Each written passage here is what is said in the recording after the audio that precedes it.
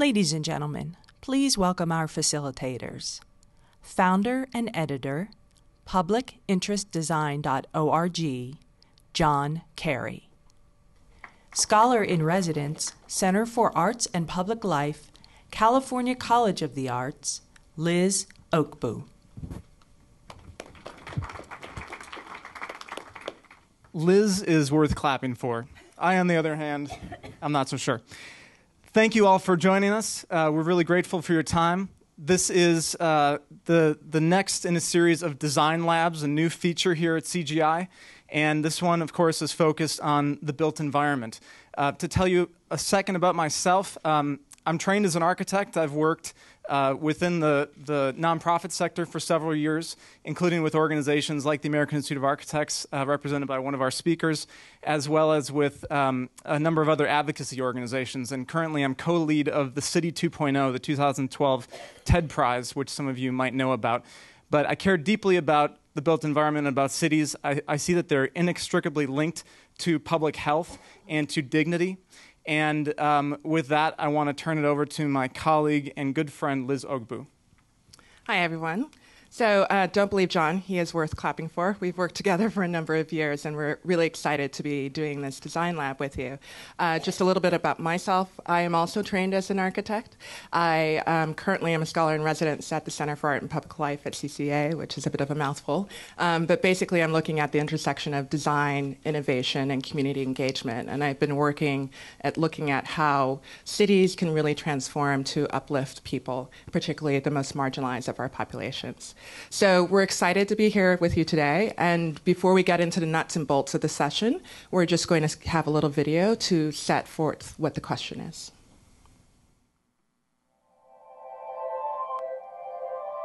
Non-communicable diseases like cardiovascular disease, cancers, diabetes, and chronic respiratory illnesses account for 60% of deaths worldwide.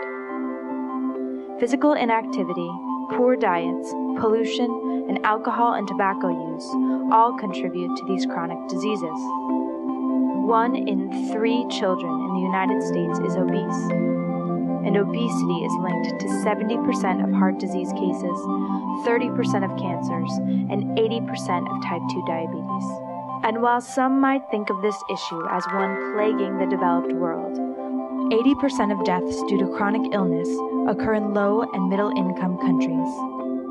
Often the physical environment that we live in has a large role to play in enhancing or mitigating the risk factors that lead to these illnesses. Lack of space for exercise and food systems that encourage poor diets are among the issues. Rapid urbanization has made for many unplanned communities that weren't designed to counteract these problems. If a child doesn't have the space to play, if that child's mother doesn't have access to fresh, healthy food, if that child grows up breathing car fumes and unclean air, their chances of contracting a chronic disease increase exponentially. How can we design healthier urban environments that help prevent chronic diseases so that this generation and the next can grow up in an environment that encourages them to be healthy?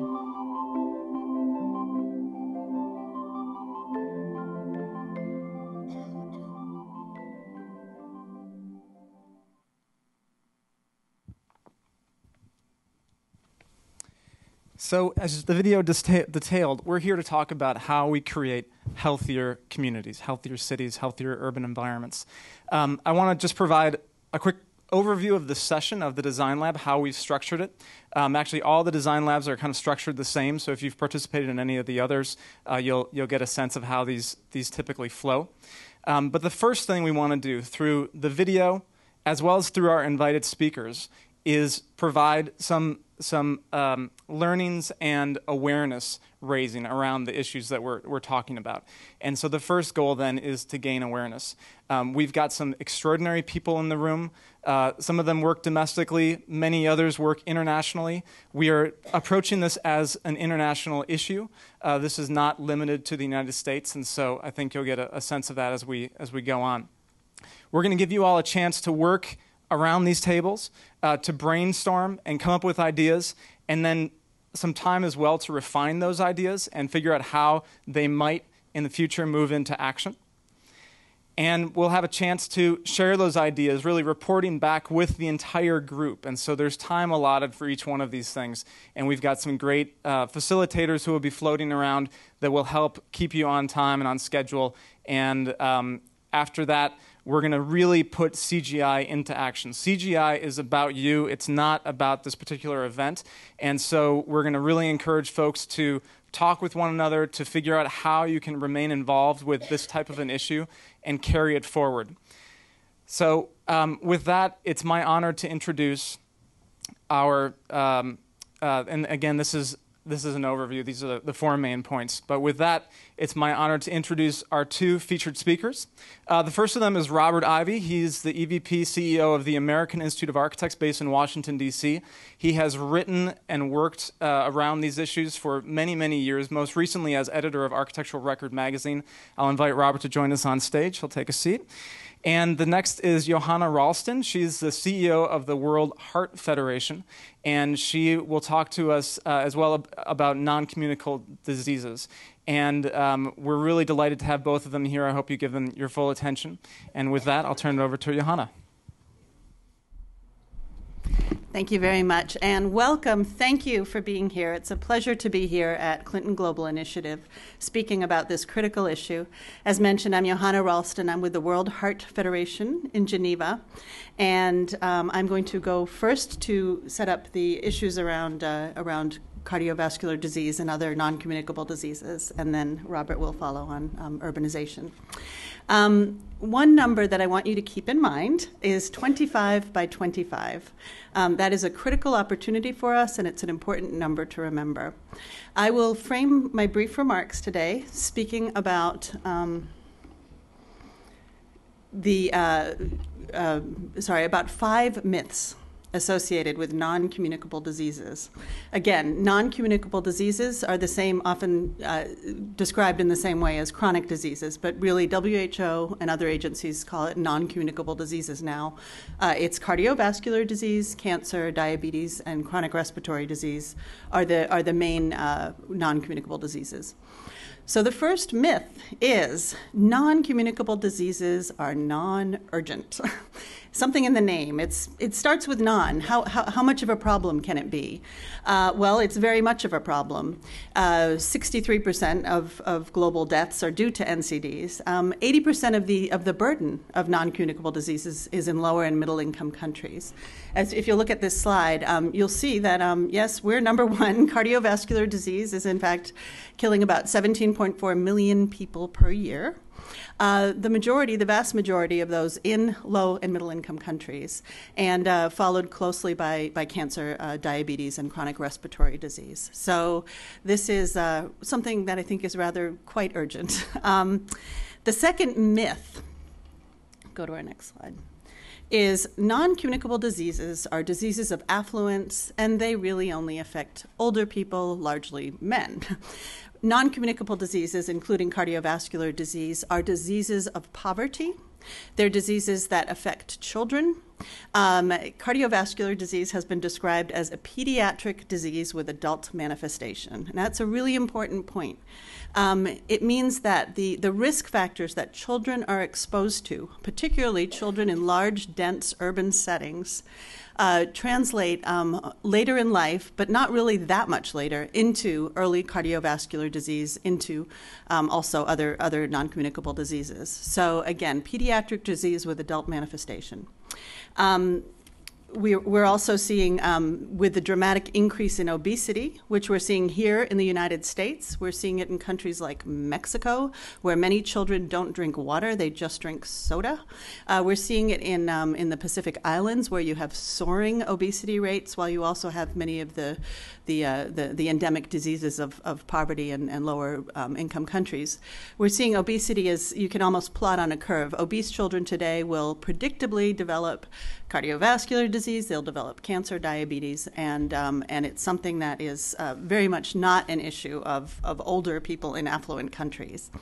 The third myth is that non-communicable diseases are a health problem. We've got a lot of other health problems. We don't have time.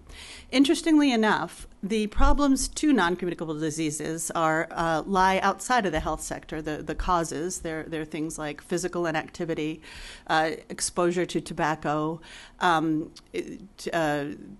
chronic respiratory disease, which is caused in large part by exposure to tobacco and indoor cook stoves, and it's certainly poor nutrition and harmful use of alcohol. So these are all things that are driven. The vectors are not necessarily mosquitoes. The vectors are really good marketing departments of companies such as tobacco companies that are helping to promote tobacco to children and sponsor concerts and other things like that, and also having workplaces with tobacco use, and cities that are developing all over the world without sidewalks and things like that. So urbanization is a key component to this as well. If we think about that the vast majority of people are now living in large, sprawling and unplanned urban settings in low and middle income countries, we can see how the risk factors are being enhanced by the dramatic urbanization that is going on around the world. Somebody asked me if I've ever gone jogging in Lagos, but it's certainly not easy, and it's certainly not easy to find fruit in Kailicha, for example, or other examples of these large urban settings where most people live and yet don't have access to healthy food, do not have access to places to move, and are exposed to other risk factors, including tobacco and alcohol. The other myth number 4 is that non-communicable diseases are well resourced. Well, they're well funded in high-income countries in terms of treatment. Doesn't that solve the problem? Not really. Resources are terribly lacking. Policies are extremely weak. A Center for Global Development study did an analysis a few years ago, back when the economy was good, and they found that in terms of global health funding for global health issues, less than 3% of that funding was going to non-communicable diseases in low and middle income countries where the burden is. So I can imagine it's only gotten worse since the economy has declined. So very, very under-resourced, very underrepresented. It's a very challenging situation. We did see the UN high-level meeting on non-communicable diseases last year. We had 34 heads of state there. We had great presence and a political declaration. It's very important that we all support that. And then finally, non-communicable diseases are too expensive to address. Just quickly, they're too expensive not to address. World Economic Forum did a fantastic study showing that if we keep going the way we're going now, we're going to be, the global economy will never recover because of, in part, non-communicable diseases. 47 trillion in foregone income is what they're, and direct costs in the next 20 years if we do what we're doing now, which is very little prevention and much too expensive care. So just quickly, 25 by 25 is a target. How many people here have heard of it? It's a target that was passed on the 25th of May in Geneva by the member states, the ministers of health, and it. Just want to show the different elements of it. It's calling for a 25% reduction in premature NCD mortality by 2025. We, as World Heart Federation, have committed to a 25% reduction in premature CVD mortality by 2025, and. Okay, that's there. And ministers of health are right now deliberating an additional set of 10 targets around tobacco use, physical inactivity, fats and salt and hypertension, all of these which will help contribute to a 25% reduction in premature mortality. This is a global goal. This is our time to address this. This is a pandemic that need not have happened. It need not get worse. And in order for it to be successful, we need to work through cities, and we need to see these policies and targets implemented at the city level all over the world. Thank you.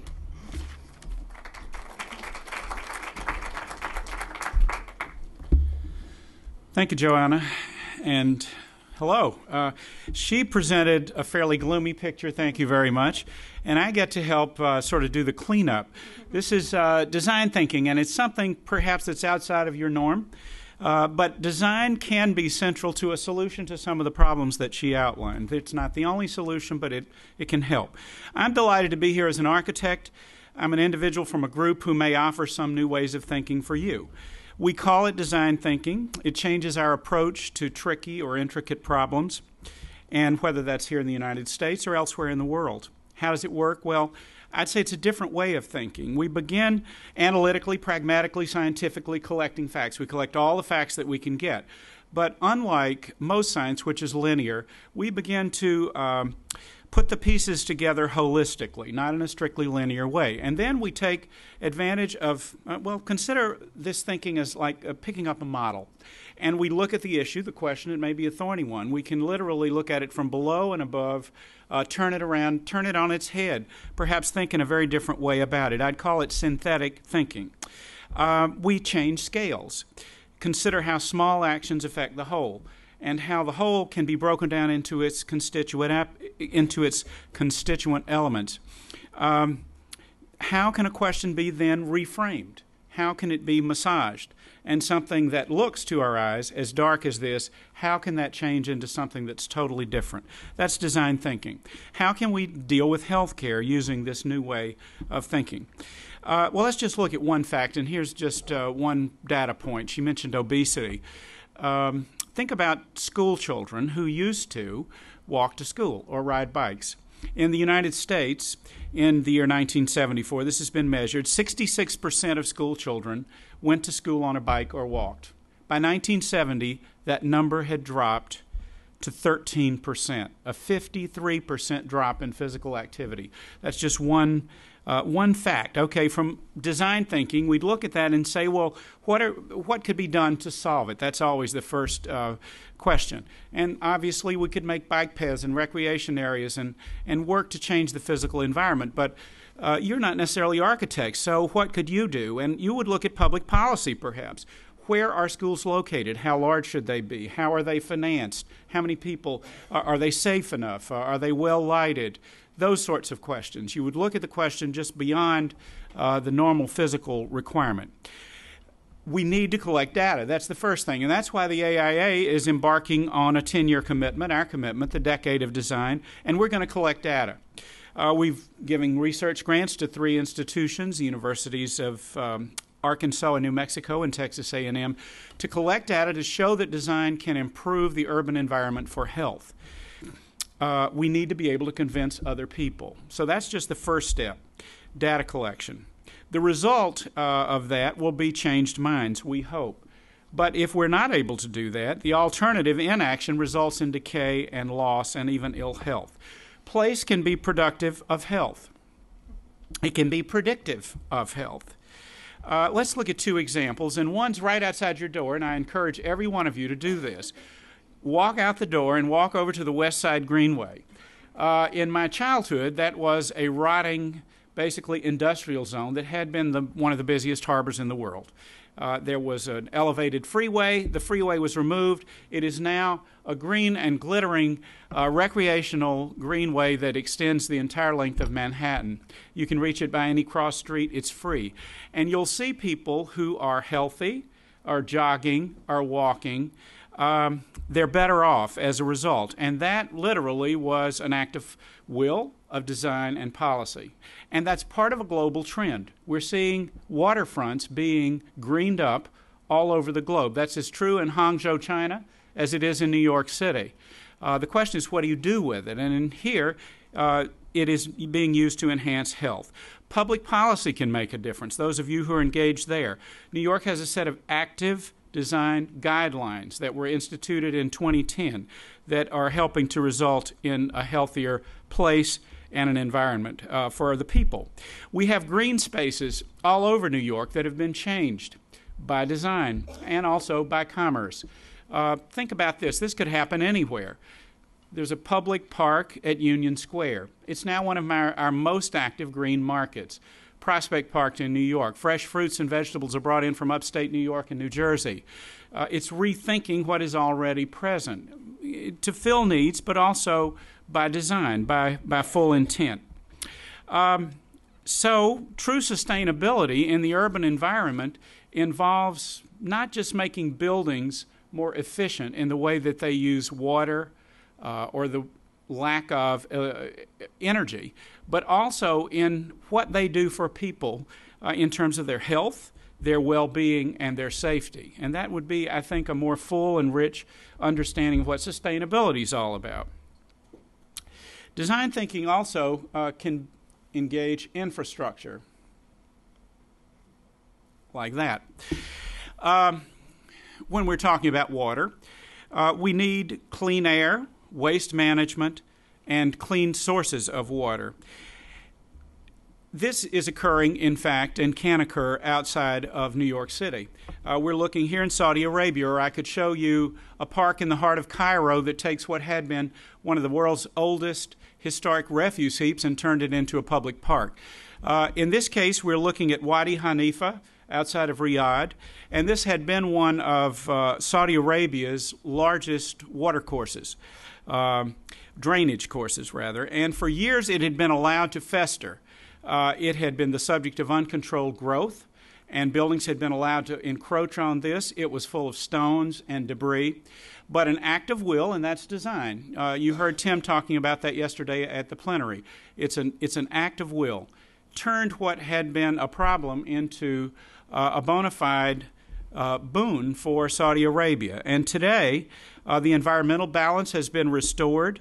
This is a textbook case of change. We can change. And it's now, in addition to being cleaner, it's a recreational area for the families that live near it. It is of higher value for those who inhabit it. It involved landscaping, land conservation, agriculture, waste management, all went into play to make this change. And people there can do what they do here in New York, walk, sit, bike. It won the Aga Khan Award for architecture for its excellent solutions. Now, we have not looked at Lagos or the favelas of South America, where extreme growth can seem unchecked and sprawling and very difficult to manage. But the challenges that I've described to you can be addressed there as well, using this sort of synthetic thinking. Change is possible, and I know we have a representative here who was on the stage earlier for actually introducing new forms of transportation into sprawling hillsides in South America. And what did this individual do? He introduced urban tramways that literally turn the question on its head, where it's very difficult to work on the ground, but to use the air itself as a solution. We've shown solutions from resource-rich countries, and what applies in New York may not necessarily apply where you are. But certainly, where there is a public square, its use may in fact be rethought. Where there is a building in need, its function can be changed. Design has the power to make places that are more sustainable for making them better for people. Healthier, safer, walkable, livable, enhancing well-being. That's what design can do. Promote positive change. Now, it takes collaboration. It doesn't require a genius, an individual, a solitary mind. In fact, the way most of us do it is literally by bringing people together, people with good minds, and putting their ideas into work. So that involves professionals, but also government leaders, policy officials, and others. Design thinking, in whatever capacity you serve in, can help you reimagine the world. This is an act of envisioning, and that you're about to go through. So hold up your question, look at it in your mind in virtual terms as if it were a model, turn it on its head, think creatively, envision, and then get people moving. The result will be a shaked-up city, wherever you are, and inhabitants will be healthier. Thank you.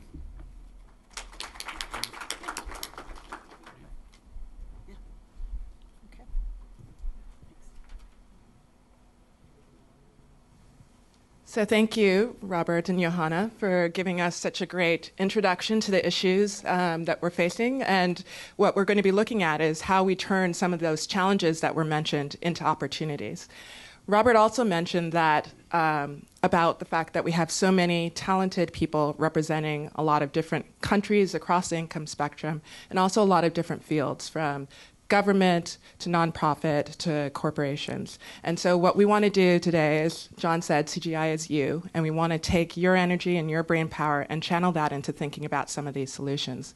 So before we introduce the actual brainstorm questions that we're going to be talking about today, we want to have you kind of meet one another at the table and just bring forth what are some of the experiences that you might have that can be brought to bear on the questions we're going to be looking at. So we'd like to take just a couple of minutes and have you talk amongst yourselves about who might have some experiences having to do with healthy public spaces, who might know of some novel approaches to making a healthy home, and who might know of some interesting programs out there, whether you've worked on it or you've heard of it, that motivate people to live healthier lifestyles. So we'll just take a couple minutes to do that within your table, and then we'll come back together and go through the brainstorm questions. Okay, everyone. I hope you've had some time to figure out what expertise exists at your table. If we can all come back to me, we're going to get started on doing the brainstorm questions. So, hi guys. Sorry. Now's the point that's going to come where we're going to roll up our sleeves and get a little dirty and have some fun.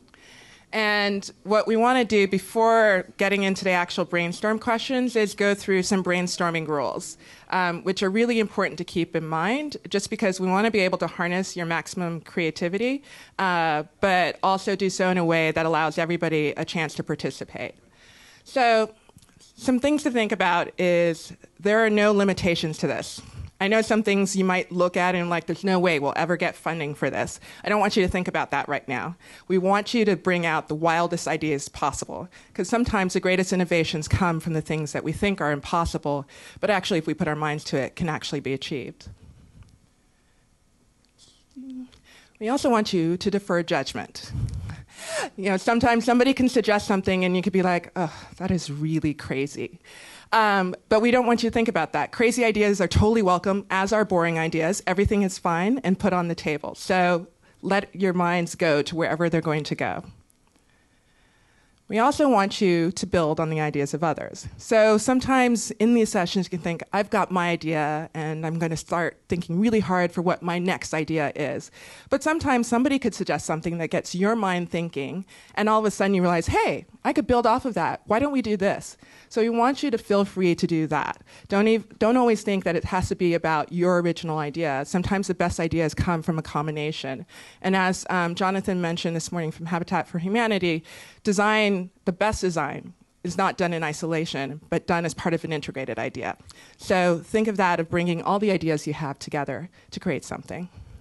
We also want you to go for quantity. The idea here is not to have each person just do one little idea. We want you to just keep on generating. It's almost like you're throwing up ideas as you're going along. So just keep them coming. We want to see your table filled with Post-its by the end of this.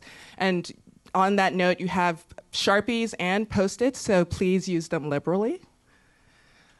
We also do ask that there is one conversation at a time. So I understand that with everybody shouting out their ideas and excited to get in there, which I know you all will be, it could be sometimes hard to hear what's going on. So we just ask that you don't have 3 or 4 different conversations going on at the table.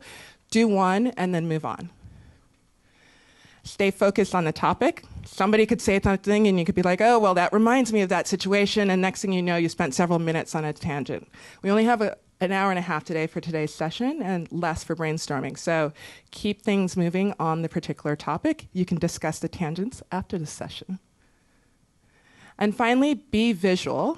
I know you all are probably great thinkers and have a lot of words to say, but we really want you to draw. Even if you're a terrible drawer, it doesn't matter. I'm happy to see as many stick figures as you can come up with. The point is to put something on the table, and sometimes when somebody sees an image, it's a lot easier for them to come up with an idea to build off of that, or it could spark a conversation much more if all they saw were just words. So, just to go over those ideas again, encourage wild ideas, defer judgment, build on the ideas of others, go for quantity, one conversation at a time, and stay focused on the topic, and, of course, be visual. So, our first brainstorm question has to deal with outside spaces. So, in both the speakers and the initial video, you saw how powerful the built environment could be in terms of informing different health outcomes. So we want to think about how we can mobilize the environment to create healthier public spaces in cities. And some things that you can think about in terms of what answers could be is how we could get the public and private sector to collaborate. What are creative financing models that could enable support? How existing spaces could be used in new ways? And also, how could we increase professional knowledge about healthy public spaces? So all of these are sort of open season for you to think about and bring forward. You can also suggest different spaces themselves. But we just wanted to point out that the solution isn't necessarily about a particular design. It could be about other things that actually influence this design. So with that, I'm going to set you forth on your tables and go ahead and brainstorm.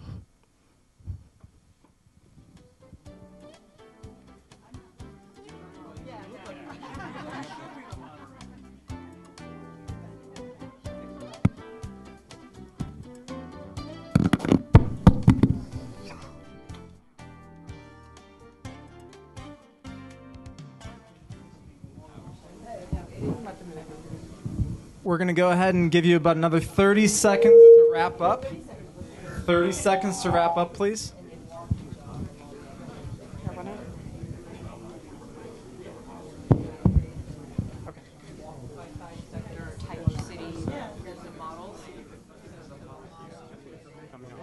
Huh? Sure. Or actually, no. Okay, everyone. I hope you had some productive brainstorming going on that first question. Just to let you know, this is something that came out of one of the other design labs, just putting the standard rather high. So if for some reason you were not as productive in your first question, I might suggest you dig deep and go crazy with the Post-its for the next question. So John is actually going to lead us into what brainstorm question number 2 is. We can do better than that, people. We can definitely do better than a bunch of words on that board there. So we're gonna try. So for our second brainstorm, we're gonna think about indoor spaces, so interiors of spaces, be they homes or buildings or otherwise. So we're asking the question: how might we enable people to create healthier homes? We all have homes. We all have insights into that. But we want you to think broadly and in new ways and just really, really stretch your thinking and your imaginations around what homes can do to foster health. So some things to think about. First, what role could the private sector play in our private lives, in our private homes? It's an interesting, provocative question.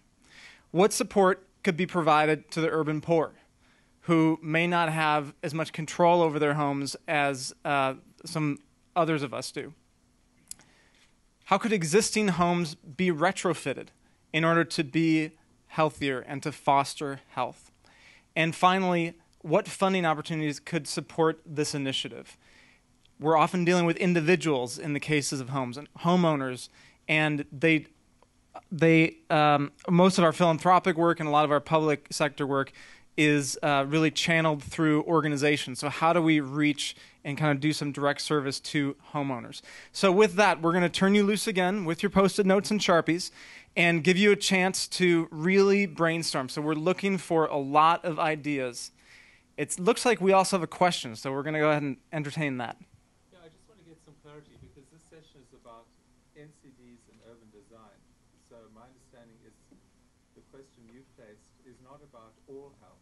So we're not going to look at internal design to reduce injuries and violence in the home or to reduce infectious diseases. It's specifically to address NCDs in the context of the way Joanna mentioned it, with very clear risks and very clear outcomes. Otherwise, the field will drift all over the place. Okay. That's a great question. The question or the statement was that we had presented this as mostly about cities and the urban environment. One of the agenda items that we were given and that we agree with from CGI is to think about this at a range of scales. And so whereas the first one was very much addressing what Johanna talked about in terms of the cityscape, this one is very deliberately and intentionally focused on homes. Now, there is some license that your round tables have, and so you're welcome to take this in a little bit different direction if you think that's really important.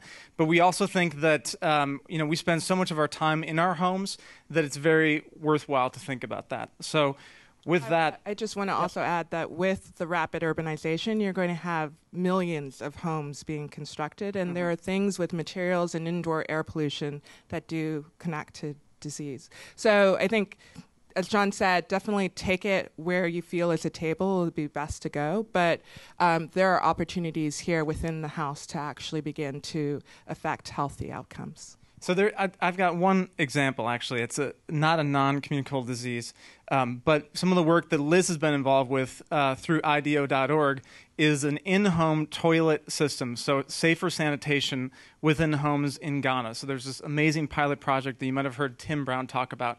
So that is but one example of looking at individual homes, but thinking about it from a system standpoint. So they looked at not just the actual devices, the actual toilets, but the maintenance and the treatment of the waste that comes out of those homes. And so that's just one example of how both our private lives in our homes intersects with our public lives out in cities. And so with that, we're going to turn it back over to you. Again, put those Sharpies and Post-it notes to work. Innovate on this question and on this idea, and we'll come back to you in just a few minutes. Thank you.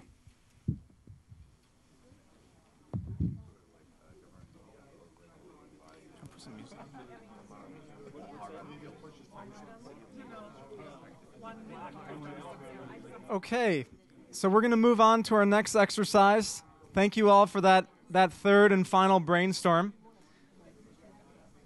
I'm going to draw everyone's attention back to the middle again.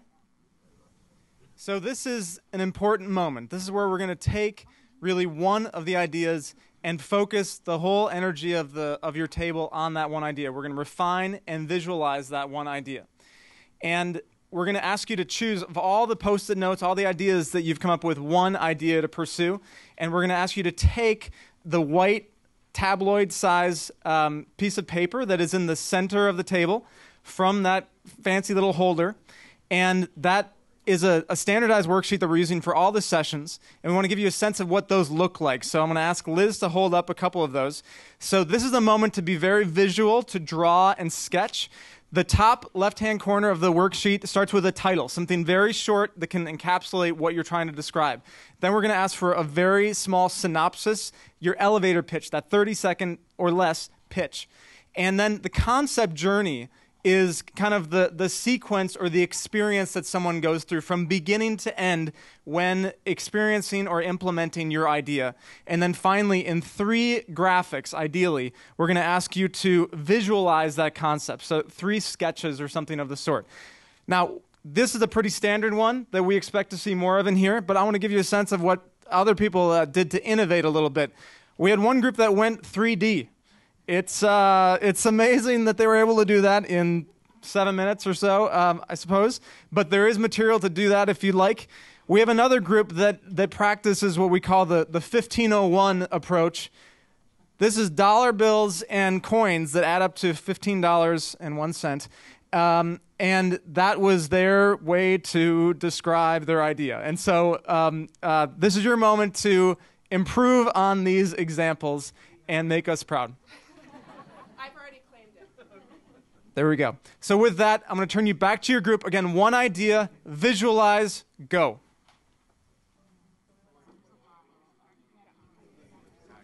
Okay, everyone. Can I have your attention?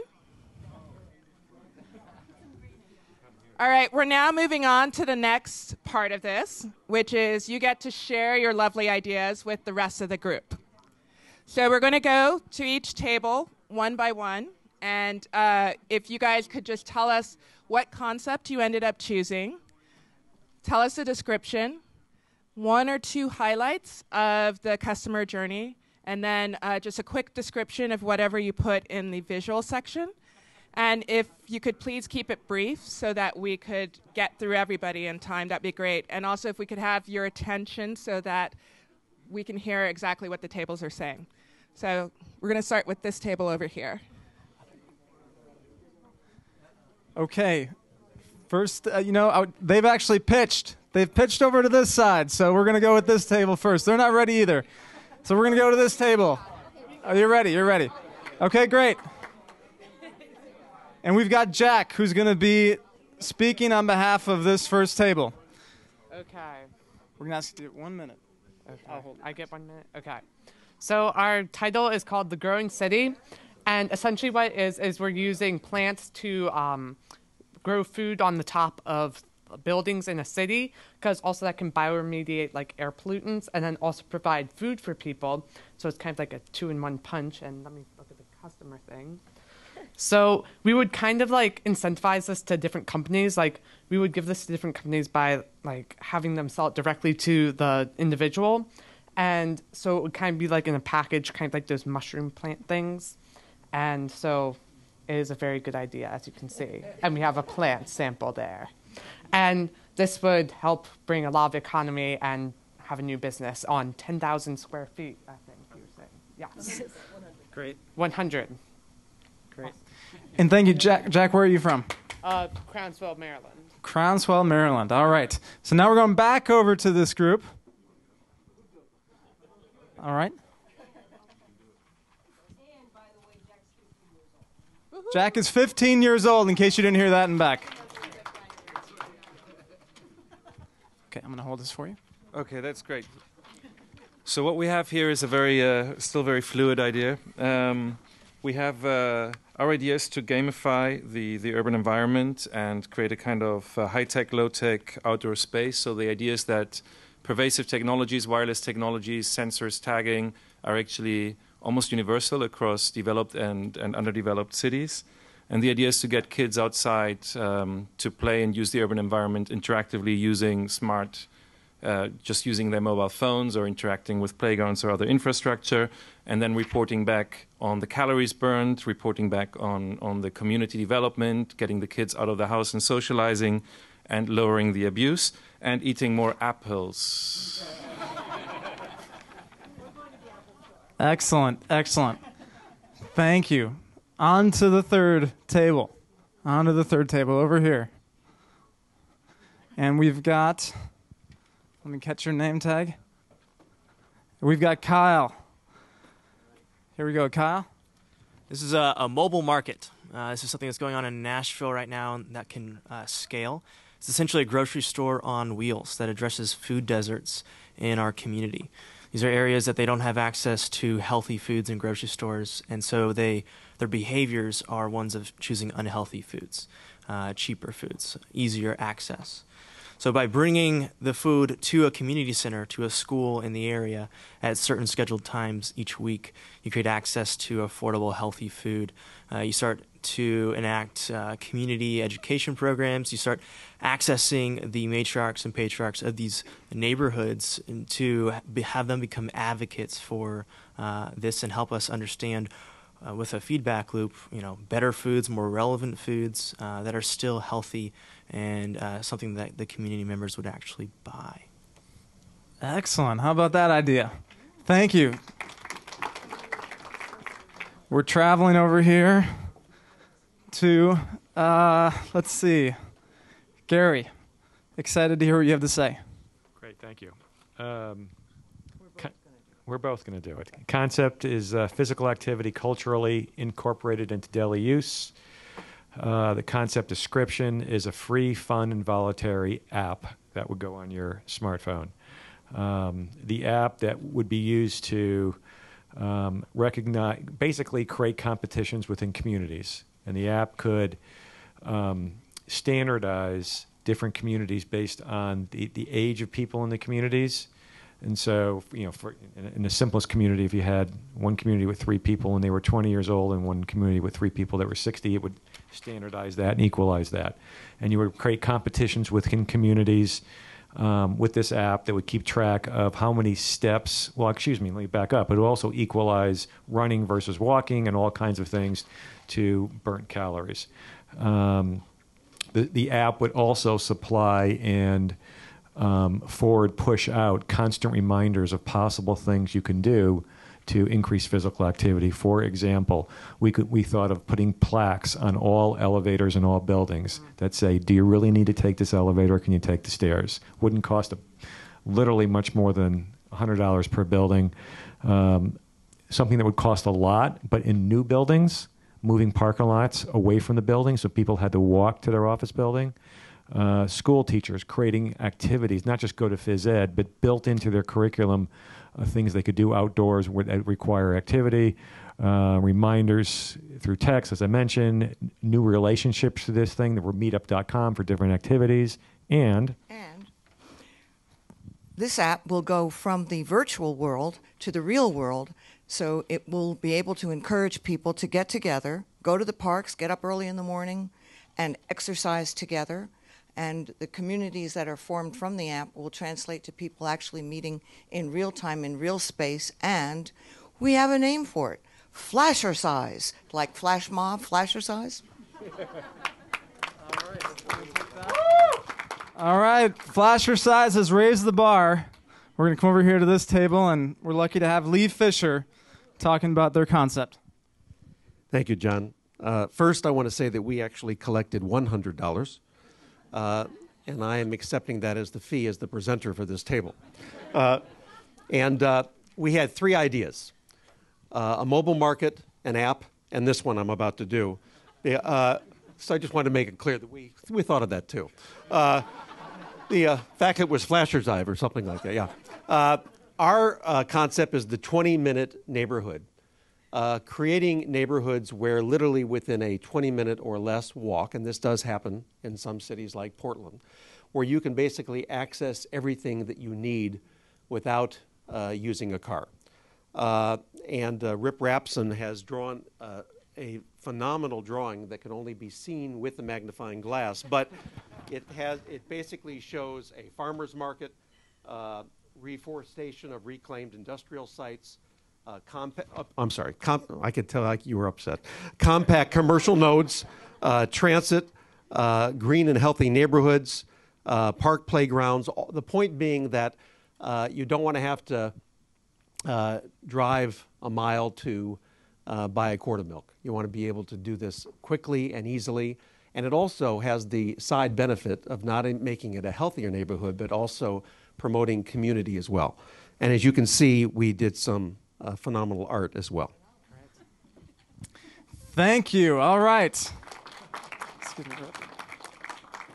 We've got 3 tables left. We think the best might be yet to come. Here we go. Marco is going to be presenting. Okay.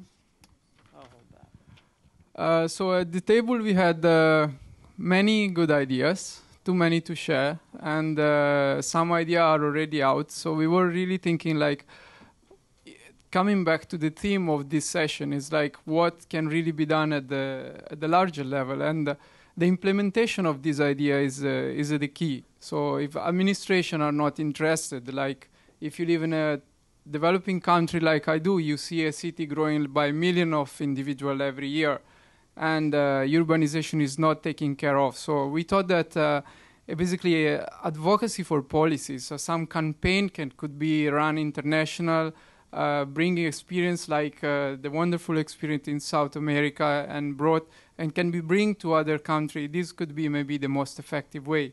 And amongst the other idea, of course, best design for urban planning and the land use and land tenure as main issue. And then amongst this, we have good ideas also for individual kind of activity that the campaign can promote. So like we have, your name is Almada, that is working for Nike to promote this campaign in Brazil, right? It's global. Okay, even better. So all these ideas like can be provided, and this may be the channel. Excellent, excellent campaign. Let's give them a round of applause. All right. We're going to move on to our second last table. No pressure. They're going 3D on us. Got that one? Well, so is this working? That's fine. Thank you. This is kind of, so basically the idea here is we came up with the happy space, and this is the micro village. So it kind of plays on the whole 20-minute village concept. And essentially, if you turn it this way, this is the revitalized space underneath the urban bridge. So we love that. And there's a basketball court underneath. There's a little person riding on a bike. And here's the pop-up market. But essentially, if you look at this way, there's 3 major points to the idea. The first one is that around the whole thinking about indoor space, we said let's change the notion of that and call it the outside kitchen. And so the outside kitchen is a concept of playing on the truck. We love the truck, bringing good food, local food, but these are little barbecues, and this is kind of the outdoor kitchen concept, but it's a community kitchen. So you can still do your own thing, but you can get good food. The other major piece of this is we wanted to redefine what it meant to bring businesses to the 20-minute village. So we said, okay, businesses, you got to bring your services here. So if you're Safeway, you're doing a pop-up market, you're coming to the space. And then the last piece was the interaction between the people in the little happy space and the businesses. You know, we have John here wearing his Fitometer, which is attached on, so he's accumulating points. The more he exercises, the more points he gets, and he gets to use those for savings at the pop-up market. Excellent. So we got all the tables right? Great. Lots of great ideas. Liz has been dutifully keeping notes of all those, and she's going to recap for us here. So first of all, I just want to congratulate you for getting in there and getting visual. I love the number of 3Ds, and I'm sure that for the next workshop, they will be showing the ones from this workshop as the precedent examples of the bar you need to meet. So I also think it was great that, like, as we went along, each of the different tables started building off of one another in their presentation, which is great because I think the important thing is that, like, it's not that any of the ideas that came up here are competing or could never work together. They could actually fit really well into a system. I think it was great that there was a range from micro solutions to macro solutions, so everything from the mobile food market to the kitchen, all the way up to the 20-minute neighborhood. And so I think it's really important to think of how design could be applied in a lot of different ways, whether it's at the scale of the individual in one place or at the scale of the city, or even you can imagine some of the campaigns being applied far out beyond that. Some other themes that I think kept on coming up was this idea of access. How could we use design to facilitate access, which seems to speak really well to some of the issues that we heard from the speakers as well as the opportunities. I think there was also some importance of education. How do we build in to let people know what healthy food is or physical activity? And I thought you guys were really creative with that, whether it was a physical manifestation or a virtual manifestation. It was all about getting at that education. I also really appreciated that there were so many things around play and fun. I think sometimes we forget how important that can be in terms of getting an emotional tie to get people to really connect to the city and to opportunities that exist in the city. And so it was great to see how many ideas that was incorporated in. And lastly, I think there was a really great thing around community. That a lot of this wasn't just about the health, but it was about building community and how that could play a role in strengthening health outcomes, but also vice versa. Through stronger communities, you could get stronger health. And so I think it was really great that that was a common thread that seemed to weave throughout. So great job, everybody. Want to take us out? So this is the moment we've been waiting for. It's basically to take these ideas out into the world and try to make something happen. This was a very short exercise, of course. This isn't how real change happens necessarily. However, this is how real change can start. And so CGI is very much about getting people to make commitments and to see these things through. And so maybe there is a kernel of an idea here that you think could be expanded upon, or that got you inspired, or got you thinking differently about something. We want you to really try to act on those things. So first and foremost, we invite you to visit CGI Connect. It is a dedicated part of the website in order for you to maintain contact with those that you've met and interacted with. The second thing we'd like you to do is invite you to do is go out into the lobby. There's a table set up where you can register your ongoing interest, and that's really important. And then the third thing is really just to ensure that design of products, of places, of processes or systems remains an important part of CGI, remains an important part of social change, and really help us carry this work out into the world, because design has huge potential to change the world for the better, and that's going to start with us. It's truly going to start with us. So with that, I'll turn it back over to Liz. Do you have any final comments you'd like to add? No, I just wanted to say thank you guys for being such awesome participants and diving right in. And I hope that you've made connections at your tables as well, and enjoy the rest of the conference. Thank you. Thank you all.